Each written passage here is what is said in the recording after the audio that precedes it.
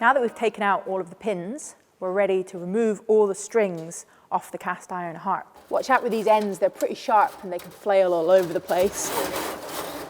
So now I've got them all bunched up.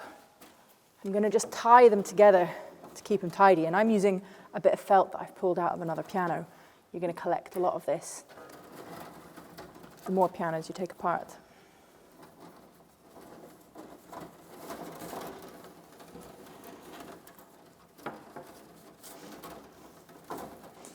Now they're nice and tidy, I'm going to go back underneath and just unhook each one from the bottom. They should come off pretty easily.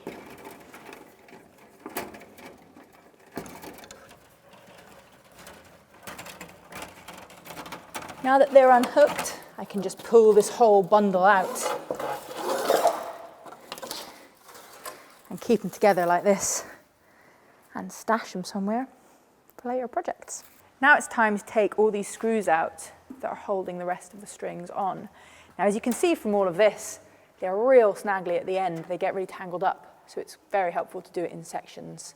Otherwise, it's just a mess. So I'm going to take all these screws out along here to about the center. Because the screws are made of such soft old steel, they've got a real tendency to strip. And because we're going to want to be reusing them later for a lot of different things, just do it as gently and as carefully as possible.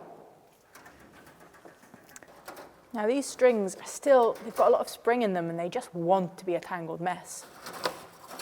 So I'm going to start bunching them together before I undo any more of the screws.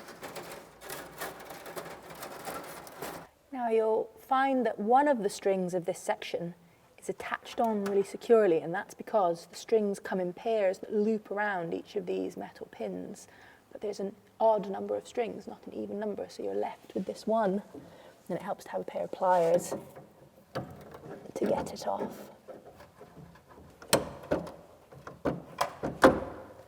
We try to avoid cutting through the strings if we can, because we don't want to get left with lots of sharp, snaggly bits on our harp. Now that they're all loose at the bottom, we can pull out this bunch of strings. I'm just going to gather up all of these last remaining strings. Keep them nice and tidy, like so. There we go. That is all the strings removed from our piano.